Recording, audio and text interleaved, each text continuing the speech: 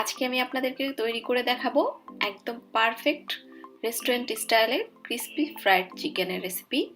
ঘরে কিভাবে খুব সহজে অল্প মশলায় একদম রেস্টুরেন্টের স্বাদে আপনারা এই খাবারটা তৈরি করতে পারেন, সেই রেসিপিটা আজকে আপনাদের সাথে শেয়ার করব।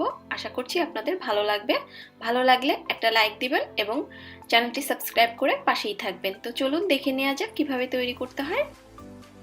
তো এর জন্য এখানে আমি নিয়ে নিয়েছি চিকেন, আর চিকেনগুলো আমি এখানে নিয়েছি স্কিন সহ।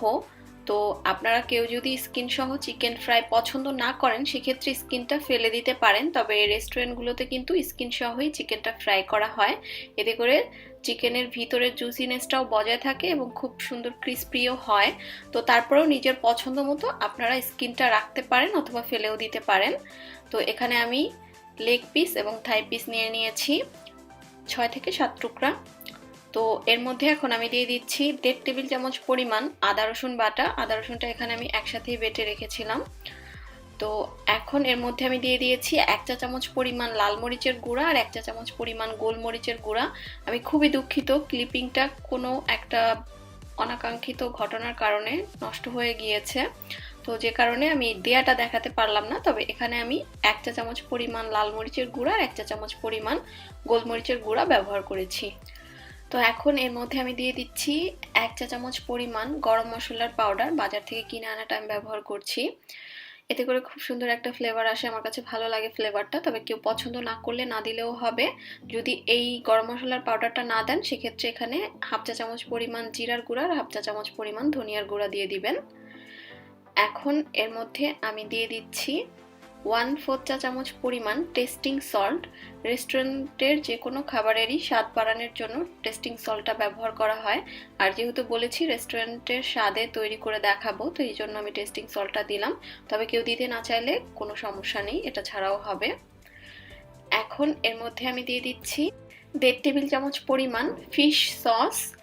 তো চেষ্টা করবেন সসটা ব্যবহার করার জন্য, তবে হাতের কাছে যদি একেবারেই না থাকে সেক্ষেত্রে না দিলে হবে। এখন দিয়ে দিচ্ছি 1.5 টেবিল চামচ পরিমাণ সয়া সস। এবার এর মধ্যে আমি দিয়ে দিচ্ছি 1 চিমটি পরিমাণ লবণ। লবণটা একটু বুঝে দিবেন, কারণ আমরা যে সসগুলো ব্যবহার করেছি ওতে কিন্তু লবণ থাকে, তো নিজের স্বাদ অনুযায়ী লবণ দিয়ে দিবেন। এবার সবকিছু খুব ভালোভাবে হাত দিয়ে মেখে নিচ্ছি, আর অবশ্যই খেয়াল রাখবেন প্রত্যেকটা টুকরোর সাথে যেন মশলাটা মাখানো হয়। এবার এই চিকেনটাকে আমি 4 ঘন্টার জন্য ম্যারিনেট করে রাখবো নর্মাল ফ্রিজে। আর আপনাদের হাতে যদি সময় না থাকে সেক্ষেত্রে চেষ্টা করবেন কম করে হলেও আধা ঘন্টা থেকে 1 ঘন্টা এটাকে ম্যারিনেট করে রাখার জন্য। যত সময় ম্যারিনেট করে রাখবেন এই চিকেনটা তত বেশি সফট হবে এবং খেতে তত বেশি টেস্টি হবে। তো এটা ম্যারিনেট হতে থাক। তো উপরের কোটিংয়ের জন্য আমাদের লাগবে ময়দা। তো এখানে আমি নিয়ে নিয়েছি 2 কাপ পরিমাণ ময়দা। তো অনেকের প্রশ্ন থাকতে পারে যে ময়দার পরিবর্তে আটা ব্যবহার করা যাবে কিনা। আমি বলবো আটা ব্যবহার না করাই ভালো, কারণ রেজাল্টটা অতটা ভালো আসবে না। এখন এর মধ্যে আমি দিয়ে দিচ্ছি 1 চা চামচ পরিমাণ লাল মরিচের গুঁড়া, 1 চা চামচ পরিমাণ লবণ আর 1/2 চা চামচ নিয়েছি আমি মিক্সড হার্ব। তো আপনাদের কাছে মিক্সড হার্বটা না থাকলে অরিগানোও দিতে পারবেন, তবে অরিগানো বা মিক্সড হার্ব কোনোটাই যদি না থাকে সেক্ষেত্রে না দিলেও হবে। আর দিয়ে দিচ্ছি 1/2 চা চামচ পরিমাণ গোলমরিচের গুঁড়া। মিক্সড হার্ব আর গোলমরিচের গুঁড়াটা দিলে খুব সুন্দর একটা ফ্লেভার আসবে, তো হাতের কাছে থাকলে দিলেও হবে আবার না দিলেও হবে। এবার ভালোভাবে মিক্সড করে নিচ্ছি সব কিছু। তো ময়দাটাও কিন্তু রেডি হয়ে গিয়েছে। আর চিকেনটা ভাজার জন্য আমাদের লাগবে ডুবো তেল। তো চুলায় একটা হাঁড়িতে আমি বেশ কিছুটা তেল গরম করতে দিয়েছি। তেলটা গরম হতে থাক, আর এরই মাঝে কিন্তু চিকেনটাও ম্যারিনেট করে নেওয়া হয়ে গিয়েছে। আমি 4 ঘন্টার মতো চিকেনটাকে ম্যারিনেট করে নিয়েছি। এবার এখান থেকে আমি এক টুকরো চিকেন নিয়ে নিচ্ছি। আমি যে ময়দার মিশ্রণটা রেডি করে রেখেছিলাম তার মধ্যে চিকেনটা নিয়ে নিলাম। এবার ময়দার মধ্যে চিকেনটাকে খুব ভালোভাবে কোট করে নিচ্ছি হাত দিয়ে চেপে চেপে। তো এভাবে চেপে চেপে ময়দাটার সাথে চিকেনটাকে কোট করে নেওয়ার পরে এক্সট্রা ময়দাটাকে ঝেড়ে ফেলে দিতে হবে। এখন এই চিকেনের টুকরোটাকে আমি একটা বাটিতে নর্মাল পানি নিয়ে নিয়েছি, সেই পানির মধ্যে ডুবিয়ে দিচ্ছি। এই পানিটা কিন্তু নর্মাল তাপমাত্রার পানি, কোনো গরম বা ঠান্ডা পানি না। এবার ওটা ভিজিয়ে রাখার পরে আরও এক টুকরো চিকেন এখান থেকে নিয়ে আমি ময়দায় কোট করে নিচ্ছি। তো একইভাবে হাত দিয়ে চেপে চেপে ভালোভাবে কোট করে নিতে হবে এবং এক্সট্রা ময়দাটাকে ঝেড়ে ফেলে দিতে হবে। তো এখন আমি এই টুকরোটাকেও পানির মধ্যে ডুবিয়ে দিচ্ছি। এবার আরও এক টুকরো চিকেন নিলাম, নিয়ে আমি ভালোভাবে ময়দায় কোট করে নিচ্ছি। এবার এই টুকরোটাকেও আমি পানির মধ্যে ডুবিয়ে দিচ্ছি। তো প্রথমেই আমি যে চিকেনের টুকরোটা পানিতে ভিজিয়ে রেখেছিলাম, এবার সেই টুকরোটাকে তুলে নিচ্ছি। তুলে নেওয়ার পরে আমি আবারও ময়দার মধ্যে কোট করে নিব। তো আপনারা একটু খেয়াল করে দেখেন আমি কাজটা কিভাবে করছি। চিকেনের উপরে সরাসরি কিন্তু চাপ দেওয়া যাবে না, এভাবে ময়দার মধ্যে নিয়ে তারপরে ময়দাটার উপরে হাত দিয়ে হালকা একটু প্রেসার দিয়ে চাপ দিতে হবে। এতে করে এই যে উপরে ক্রিস্পি জিনিসটা সেটা হবে ময়দার কোটিংটার কারণে। তো এভাবে হাত দিয়ে চেপে চেপে প্রায় মিনিট খানিকের মতো কাজটা করতে হবে।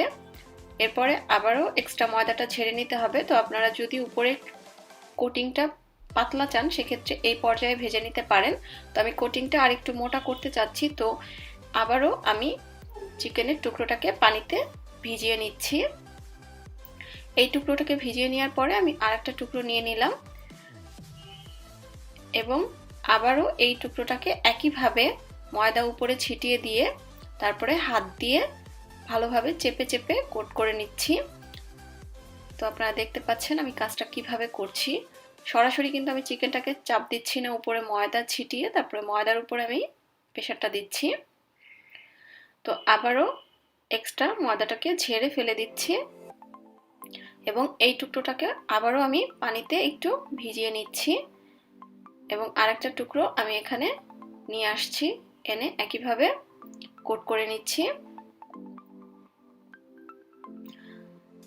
তো একইভাবে চেপে চেপে ময়দার মধ্যে কোট করে নিতে হবে। তো কোট করে নেওয়ার পরে এই টুকরোটাকেও আমি আবারও ভিজিয়ে দিচ্ছি এবং প্রথমে যে টুকরোটাকে পানিতে ভিজিয়েছিলাম সেটাকে তুলে এনে ভালোভাবে হাত দিয়ে একইভাবে অনেকটা ময়দা উপরে দিয়ে হাত দিয়ে চেপে চেপে কোট করে নিতে হবে। তো এক্সট্রা ময়দাটা ঝেড়ে নিচ্ছি। তো কোটিংটা হয়ে গিয়েছে, আমি এর থেকে আর মোটা করব না। তো মোট 2 বার আমি পানিতে ভিজিয়ে নিয়েছি আর এতে করে আমার এরকম একটা কোটিং এসেছে। তো এভাবে ময়দায় ফাইনালি কোট করে নেওয়ার পরে সরাসরি তেলে ভেজে নিতে হবে।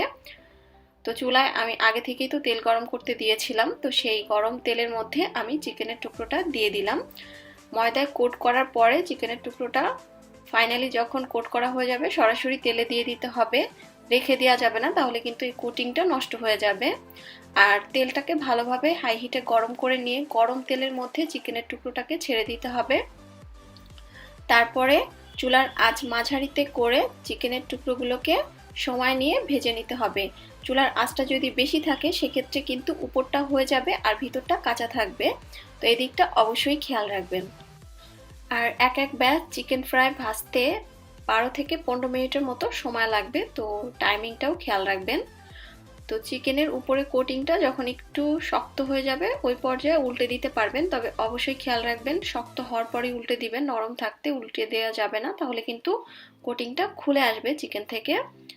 তো এটা কিন্তু আস্তে আস্তে ভাজা হচ্ছে আর উপরে যে বুদবুদিটা এটাও কিন্তু কমে আসতেছে। তো এখনো পুরোপুরি ভাজা হয়নি, কালারটা আরেকটু ডিপ হবে। তো আরেকটা টিপস দেই, তো এটা ভাজার সময় দেখবেন যে এই যে বুদবুদগুলো তেলের এটা আস্তে আস্তে কমে আসবে, তখন বুঝতে হবে যে এটা ভাজা হয়ে যাচ্ছে।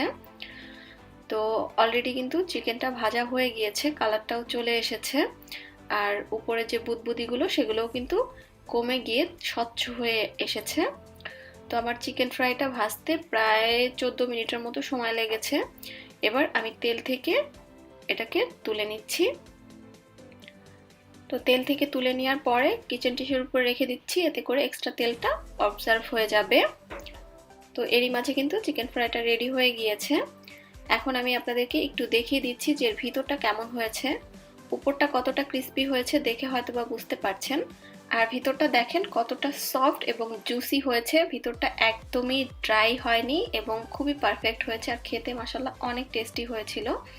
তো আপনারা চাইলে কিন্তু খুব সহজেই একদম রেস্টুরেন্টের স্বাদে ঘরেই ফ্রাইড চিকেনটা তৈরি করে নিতে পারবেন। তো আশা করছি আপনাদের কাছে আমার আজকের এই ভিডিওটা ভালো লেগেছে। তাহলে আজকের মতো আমি এখানেই বিদায় নিচ্ছি। সবাই খুব বেশি ভালো থাকবেন। আল্লাহ হাফেজ।